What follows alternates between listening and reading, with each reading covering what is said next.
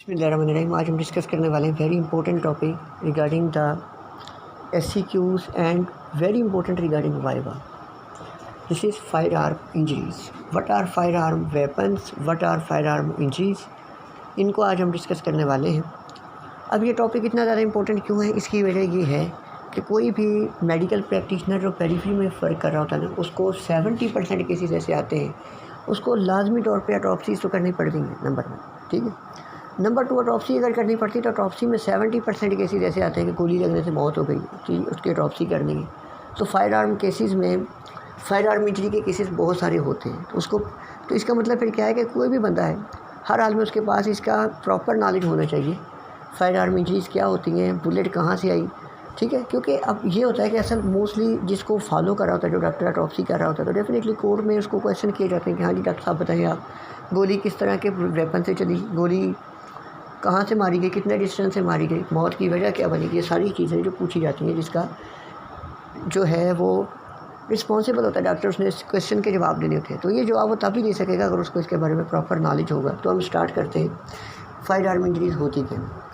सबसे पहले मैं ये पता हो कि what is fire arm weapon. Fire arm weapon एक ऐसा डिवाइस है, एक ऐसा आला कार है जो क्या करता है कि किसी भी प्रोजेक्टाइल को भी ऐसा सब्सटेंस, कोई भी ऐसी चीज़ हो सकती है जो कि सर्टेन हॉरिजॉन्टल के साथ सर्टेन एंगल बना के मूव करती है, उसको कहते हैं प्रोजेक्टाइल, ठीक है। तो ये ऐसा एक डिवाइस होता है, ऐसा आला कार होता है जो कि एक प्रोजेक्टाइल को हाई स्पीड के साथ फॉरवर्ड थ्रो करने के लिए यूज़ होता है।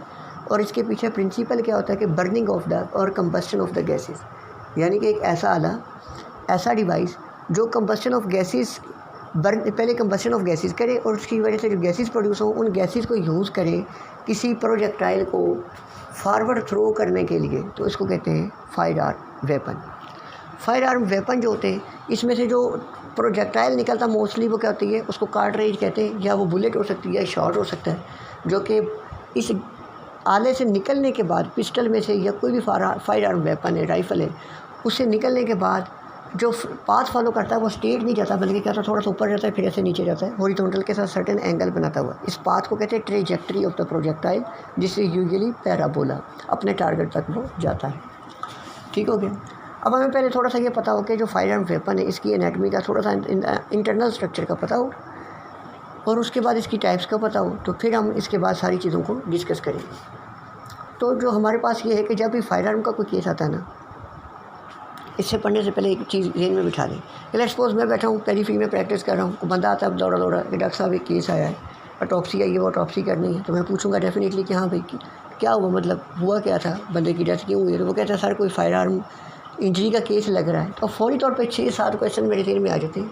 ये वो क्वेश्चन है जिसके मैंने खुद आंसर तलाश करने, यानी कि कोई भी पेरिफेरी में मेडिकल प्रैक्टिशनर काम कर रहा है, उसने इसके आंसर तलाश करने, और कोर्ट में भी वो रिस्पॉन्सिबल है इन्हीं 6-7 क्वेश्चन के आंसर देने। पहला क्वेश्चन देने में उसका ये आएगा कि क्या फायर आर्म इंजरी है भी सही कि नहीं, हो सकता है स्टैब वूंड ना हो। पहला क्वेश्चन तो ये है, उसने ये डिफ्रेंशिएट करना कि क्या स्टैब वूंड है या बाकी फायर आर्म इंजरी है, नंबर 1। नंबर 2 पर मेरे दिन में ये क्वेश्चन आना चाहिए कि अगर फायर आर्म है तो किस तरह के वेपन से फायर हुआ है, नंबर 2। नंबर 3 मुझे ये पता होना चाहिए कि कितने डिस्टेंस से मारी गई। नंबर 4 ये पता होना चाहिए कि डायरेक्शन क्या है, मतलब कहाँ से जो सफरर था उसके लिहाज से जो किलर था, मर्डरर था, वो कहाँ खड़ा था, कैसे मारी उसने गोली, ठीक है। फिर ये पता चलना चाहिए, और उसके बाद ये पता चलना चाहिए कि ये जो है होमिसाइडल है, सुइसाइडल है, बंदे ने खुद मारी है या किसी ने मारा है, ठीक है, कितने फासले से मारा। ये सारी चीज़ें मेरे ज़हन में क्वेश्चन आएंगे, और इनके आंसर आज हमने ये पढ़ते तलाश करने, और मैं आपको बताऊंगा किस तरीके से हम आइडेंटिफाई करते हैं कि डिस्टेंस कितने से मारी, डायरेक्शन किससे मारी है, ठीक है, और किस तरह के वेपन से फायर हुआ है, ये हम आइडेंटिफाई करेंगे अब। तो अब वेपन की तरफ आ जाते हैं। वेपन 2 तरह के होते हैं, एक होते हैं smooth board fire arm weapon, और दूसरे होते हैं rifled fire arm weapon. Rifled fire arm weapon क्या होते हैं, इसका अंदर क्या होता है कि जो इसका इंटरनल डायमीटर होता है उसके अंदर खुदाई हुई पड़ी होती है, मतलब वो अंदर रफ़ होता है, स्मूथ नहीं होता। रफनेस इसी वजह से होती है, अगर वाइवा क्वेश्चन में पूछे कि वाई जो इंटरनल डायमीटर इज़ रगिड, जो राइफल्ड फायर आर्म होते हैं उनका, उसकी वजह ये होती है कि जब बुलेट ये पास करवा रहा होता है ना, तो ये बुलेट को घुमाता है, स्पिनिंग देता है। स्पिनिंग देने की वजह से जब बुलेट बाहर निकलती है फायर आर्म वेपन से, तो उसकी स्टेबिलिटी बढ़ती है। अब ये क्या, इसके सादा सी मिसाल बताता हूँ। जैसे लेट्स सपोज आप ऐसे समझे कि बुलेट जो है एक लट्टू की तरह है, लट्टू। अब लट्टू को अगर हम देखें कि इसको टॉप को हम ज़मीन पे रखते हैं ना, अगर हम जनरली उसको बैलेंस करने की कोशिश करें तो वो गिर जाएगा किसी न किसी साइड पे। इसी तरह बुलेट भी होती है, अगर हम उसको स्पीड ऐसे घुमाएं तो स्पाइनिंग जो लटू होता है ना वो कभी गिरता नहीं। तो इसका मतलब इसी तरह यही केस होता है बुलेट के केस में, जब स्पीडीली उसको स्पाइन करके हम बाहर निकालते हैं ना फायर आर्म वेपन से, in case of the rifle fire arm, तो ये स्टेबल हो जाती है, गोली अपने टारगेट तक सही जाएगी कि पहले इधर उधर नहीं गिरेगी, ठीक होगी। अब दूसरा होता है smooth bore fire arm weapon. ये क्या होता है कि इसका इंटरनल जो होता है वो कोई रगड़ नहीं होता, कोई खुदाई नहीं होती, सेम होता है, तो इसमें स्पिनिंग नहीं होती। अब डिफरेंस थोड़ा सा इनमें देख लें, जो होता है ना राइफल फायर आर्म, अब क्योंकि इसमें स्पिनिंग नहीं होती तो इसका मतलब ये एट अ टाइम एक ही बुलेट को बाहर निकाल सकता है। अगर दो को निकाले तो अंदर आपस में टकरा के कंबस्टन हो जाए, बल्कि वेपन ही ख़राब हो जाए, फट जाए, ठीक है। तो इस वजह से क्या होता है कि एट अ टाइम याद रखना है, जब भी एक बुलेट निकलेगी किससे, राइफल फायर आर्म वेपन से, जबकि उसमें जो दूसरा होता है स्मूथ बोर फायर आर्म, इसमें अंदर खुदाई नहीं होती, तो इसमें एक एट अ टाइम एक से ज़्यादा बुलेट्स भी निकल सकते हैं। तो यहाँ से एक कंसेप्ट हमने बना लिया कि अगर हमें एक निशान मिलता है बंदे की बॉडी पे, एक ही गोली लगी, तो इसका मतलब ये most probable rifle fire arm का है, क्योंकि उससे एक ही गोली एट अ टाइम निकलती है। अगर काफ़ी सारे निशाना आते हैं, मतलब जहाँ पे बुलेट लगी है वहाँ पे 1 2 3 इस तरह वो छोटे छोटे मिल रहे हैं, तो इसका मतलब क्या है कि एक से ज़्यादा गोलियाँ एक सेम टाइम पर निकली, तो ये कोई स्मूथ बोर फायर आर्म से फायर किया गया है इसको, ठीक है। तो यहाँ से ये 2-3 चीज़ें हमने बना ली। अब थोड़ा सा जनरल स्ट्रक्चर, इसका इंटरनल स्ट्रक्चर देख लेते हैं। इसको विजुअलाइज वॉइस में थोड़ा करना डिफिकल्ट है, बस आप मेजर ये बातें याद रख लें। इसके 2 पार्ट होते हैं, एक बैक वाला पार्ट होता है, उसको कहते हैं ब्रीच, एक वो पार्ट होता है जहाँ से गोली निकल के बैठ जाती है, दिस इज़ कॉल्ड मसल। जो शिकारी होते हैं वो आप आम ज़बान में इसको मक्खी कहते हैं, ये मसल पार्ट होता है ना, इसको मक्खी कहते हैं। दरमियान में गोलियाँ क्या होती हैं, लोड होती हैं, और इसका ट्रिगर आपको पता है बट होती है, ये सारे इसके पार्ट होते हैं, ठीक हो गया। अब ये इसका जनरल स्ट्रक्चर थोड़ा सा बता दिया। अब स्मूथ बोर और राइफल फायर आर्म में हम पहले इसमें ये देखते हैं कि जो बुलेट फायर करनी होती है इसमें, उसका स्ट्रक्चर क्या है, इसके रिलेटेड वाइवा क्वेश्चन कैसे आते हैं। ये डिवाइस का तो हमने स्ट्रक्चर देख लिया वेपन का, अब बुलेट का क्या स्ट्रक्चर है। बुलेट जनरली हम कहते हैं कि बाहर जाके किसी को गोली लगी वो बुलेट है, असल में बुलेट का मूवेबल पार्ट है जो बाहर जा रहा है। लेकिन बुलेट में कितनी चीज़ें होती हैं, 3 चीज़ें, एक होता है प्राइमर, एक होता है गन पाउडर, एक उसके बाद क्या होता है मूवेबल पार्ट होता है जो पिस्टल से या वेपन से निकल के बैठ जाता है और अपने टारगेट पे जाके एक्ट करता है, ठीक है।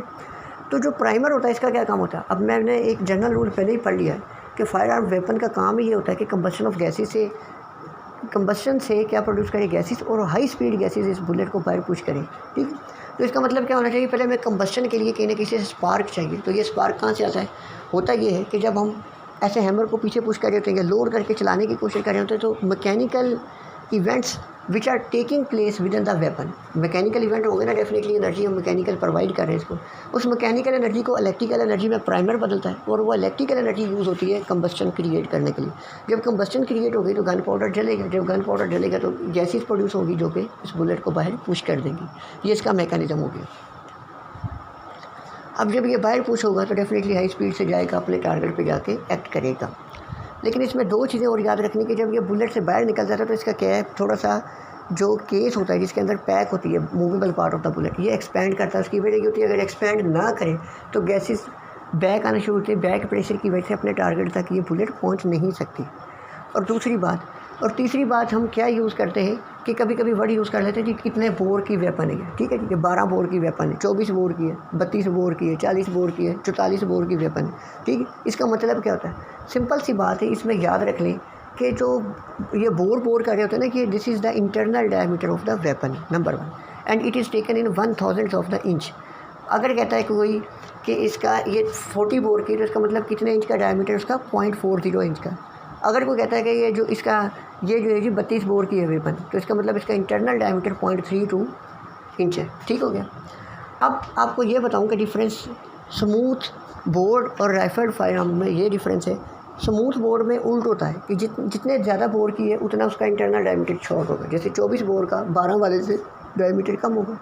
लेकिन सिमिलर केस जो होता है ये डायरेक्ट उल्ट नहीं होता, बल्कि जितनी बोर ज़्यादा होगा उतना डायमीटर ज़्यादा होगा in case of the rifle fire arm. मतलब अगर मैं कहता हूँ 32 बोर की राइफल फायर आर्म है तो 44 बोर की जो राइफल फायर आर्म हो गया वेपन, उसका इंटरनल डायमीटर डेफिनेटली इससे ज़्यादा होगा। तो मैं वाइवा क्वेश्चन के अतबार से, SCQ के अतबार से ज़रा डिफ्रेंशिएट कर दूँ आपको कि जो स्मूथ बोर वेपन होते हैं, राइफल फायर आर्म वेपन, इन दोनों में क्या फ़र्क है। पहली बात, इंटरनल रफ़ होता है राइफल फायर आर्म का, उसका स्मूथ होता है, स्मूथ बोर। नंबर 2, जो राइफल फायर आर्म होता है एट अ टाइम एक गोली निकालता है, जबकि जो हमारे पास होता है स्मूथ बोर्ड वेपन वो एक से ज़्यादा बुलेट्स भी निकाल सकता है। नंबर 3, इंटरनल स्ट्रक्चर में एक वेरी इंपॉर्टेंट डिफरेंस होता है। मैंने आपको बुलेट का स्ट्रक्चर बताया था, उसमें बताया था कि एक होता है प्राइमर के साथ क्या होता है गन पाउडर मेनली चारकोल होता था, पास में यूज़ करते हैं, आजकल स्मोकी यूज़ करते हैं, स्मोकी गन पाउडर। और जो बुलेट होती है वो लेड की होती है या किसी और मटेरियल की होती है, मूवेबल पार्ट जो होता है उसका, ठीक हो गया। अब जो smooth board fire arm weapon होता है ना, इसमें क्या होता है कि जो प्राइमर है उसके और जो बुलेट है इसके दरमियान में क्या रखा होता है, एक वैड रखा होता है। वैड क्या इस वजह से होता है कि लेड की बुलेट होती है वो पिघल जाएगी गन पाउडर के कंबस्टन की वजह से, हीट ज़्यादा प्रोड्यूस हो रही है ना, तो वो तो पिघल सकती है, तो इनके दरमियान में सेपरेशन के लिए वैड रखा होता है। तो ये भी डिफरेंस आ गया स्मूथ बोर्ड और फायर आर्म में। तो वैड किस में होता है, स्मूथ बोर्ड में। राइफल फायर आर्म वेपन में वैड नहीं होता, ये भी डिफरेंस आ गया। इसके बाद स्मूथ बोर्ड और फायर आर्म वेपन में डायमीटर का फ़र्क आ गया। ये बताना था कि जो बोरिंग करते हैं ना, बोरिंग के लिहाज से जब बताया जाता है कि जितना बोर ज़्यादा होगा उतना उसका इंटरनल डायमीटर ज़्यादा होगा in case of the rifle fire arm weapon, जबकि ये उल्ट होगा, जितना बोर ज़्यादा होगा इंटरनल डायमीटर उतना कम होगा। मतलब कि तो 24 बोर की स्मूथ जो है smooth board fire arm weapon है, तो इसका 12 वाली का उससे डायमीटर ज़्यादा होगा, इसका डायमीटर से 12 वाली से कम होगा। तो ये डिफरेंसेस मैंने आपको बता दिए इसमें। नेक्स्ट बाकी लेक्चर में देखते हैं।